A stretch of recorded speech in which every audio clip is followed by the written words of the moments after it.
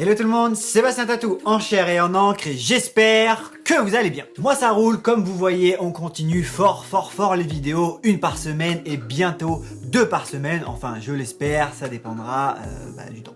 J'ai le temps de bosser l'écriture, trouver des thèmes, filmer mes vidéos et passer du temps avec ma famille et ça c'est ce qu'il y a de plus important. Et de l'autre côté, comme je l'ai dit, j'ai un monteur qui s'appelle Kevin. Les calculs sont pas bons, Kevin. Et qui fait tout le montage. Bref, aujourd'hui, petite vidéo toute soft, toute mignonne sur les doigts de pied. Dit comme ça, c'est vrai que c'est pas très glamour. Et en même temps, si vous êtes là, c'est que vous avez cliqué sur la miniature parce que ça vous a intéressé. Appelé en anglais Toes Tattoo, soit orteil tatouage en français. Et d'ailleurs, on dit doigt de pied ou on dit orteil. Bref, après vous avoir montré les tatouages à l'œil, les tatouages sur l'oreille, les tatouages sur l'ongle et dans l'ongle, les tatouages sur la gencive, sur les dents, les tatouages à la langue, etc. Donc aujourd'hui, on va parler des tatouages aux orteils.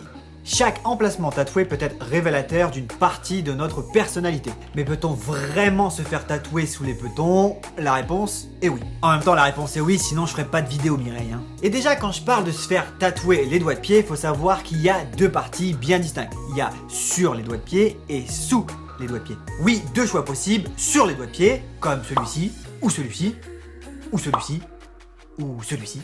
Et en dessous du pied, soit sur les petits coussinets, comme celui-ci. Ou celui-ci, celui-ci, celui-ci et celui-ci. Ouais, ça c'est juste pour faire chier le monteur qui s'amuse à mettre plein de trucs en même temps.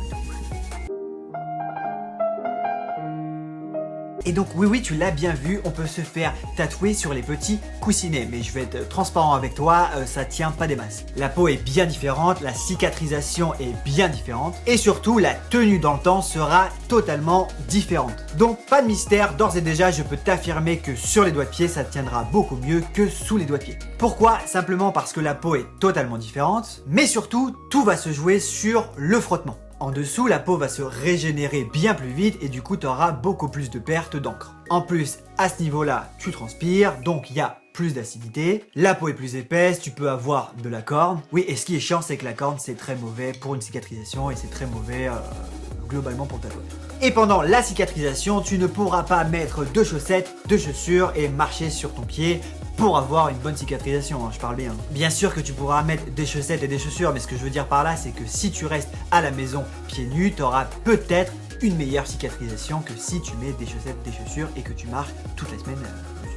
Du coup, sur les doigts de pied, vu que tu vas circuler, ça va pas appuyer dessus, il n'y aura pas de problème, mais sous les doigts de pied, bof, à part si tu l'évites dans la pièce.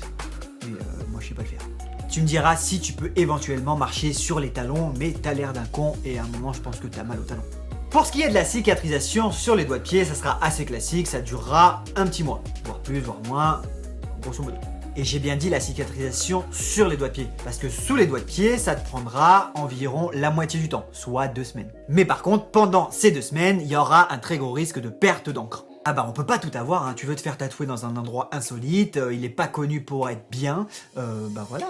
Tout ça pour vous dire qu'il y aura tôt ou tard des retouches, et même avec des retouches, c'est même pas sûr que ça tienne dans le temps. Alors bien entendu, certains pourront me dire que pour eux ça a super bien tenu, comme moi pour malheur, mais ça veut pas dire que pour tout le monde ça va tenir. Yes, encore un nouveau thème à aborder, le tatouage à la lèvre. À moi les vues et les pépettes. Donc dans l'ensemble, comme je disais, ça ne tient pas, donc ça fait cher le tatouage qui disparaît. Tu me diras, il y a bien des gens qui payent pour avoir un tatouage éphémère, donc peut-être que ça vous intéressera. Et je déconne pour les tatouages éphémères, vous faites ce que vous voulez, c'est logique de vouloir faire un tatouage éphémère pour voir si vous aimez le tatouage, le rendu, etc. C'était juste pour le petit pic, pour la blague. Alors, où j'en étais, Ah oui, je disais que ça allait pas tenir dans le temps, donc ça allait coûter cher, donc transition toute trouvée pour vous parler du prix en fait. Donc un small tattoo, genre un smiley sous le petit peton, ça va te coûter dans une grande ville 80 balles. C'est cher, mais c'est le prix de base. Et après, dans toutes les autres villes de France, donc pas les très grandes villes, 50, 60 euros, prix d'entrée. Et là, je te parle bien du dessin de base, le petit smiley, la flèche, l'étoile, le cœur, ce genre de choses. Un peu comme ça, ça, ça et ça. Oui, parce qu'un tatouage ornemental comme celui-là, ça te coûtera 180, 250 euros. C'est un peu plus cher, il y a beaucoup plus de travail, mais ça durera dans le temps. Après, je vous fais une estimation fourchette, hein. C'est général. Et donc continuons et parlons du motif, transition toute trouvée. Vous l'aurez compris, vous n'aurez certainement pas la place de faire un gros tatouage, tout détaillé, etc. Donc il faudra privilégier les tatouages minimalistes, une seule couleur, assez simple. Les smileys, comme je vous en montre depuis tout à l'heure, sont très répandus dans le monde du tatouage et utilisés pour ce genre de tatouage, justement. Il y aura également les flèches, les cœurs, les étoiles, les pattes de chien, pattes de chat. Bref, ce que je veux dire, c'est que vous aurez l'embarras du choix dans les petits tatouages minimalistes. Sinon, une autre idée qui est assez répandue et qu'on voit souvent sur les réseaux sociaux, se faire la gueule des Simpsons ou de South Park, ce genre de choses. Comme on peut voir sur ma miniature, même si c'est pas mon pied sur la miniature, hein, c'est un montage Mireille.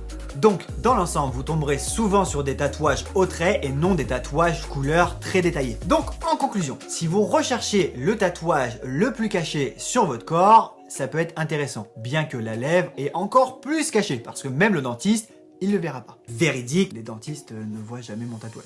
Personne ne l'a jamais dit d'ailleurs.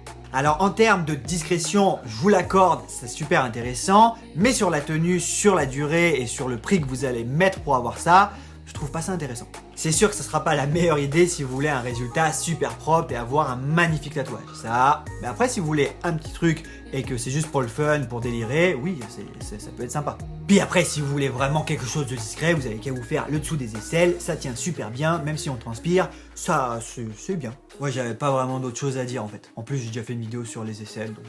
Bref, oui, cette vidéo avait pour seul but de vous montrer qu'on peut se faire tatouer toutes les parties du corps. Et je dis bien toutes les parties du corps. Mais qu'à mes yeux, c'est une fausse bonne idée. Après ça, c'est que mon opinion et ça sera à vous de vous faire votre propre jugement. Alors dites-moi en commentaire ce que vous en avez pensé et surtout, je veux voir un maximum de pouces tatoués.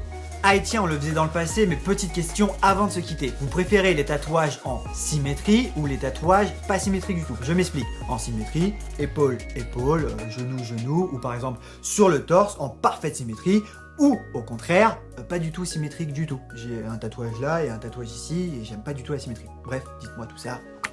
Donc on se retrouve très vite pour une prochaine vidéo et d'ici là, portez-vous bien. Alors il est grand temps pour moi de partir. C'était Bastien Tatou pour vous servir. Peace.